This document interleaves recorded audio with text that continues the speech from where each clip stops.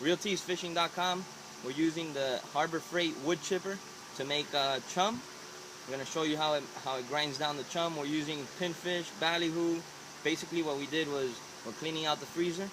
All the baits that's going bad, we're sticking it right through the grinder and making our own chum.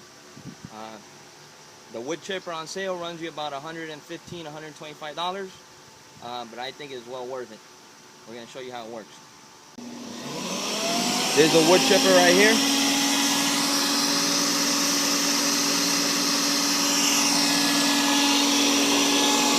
And here we have a whole pinfish.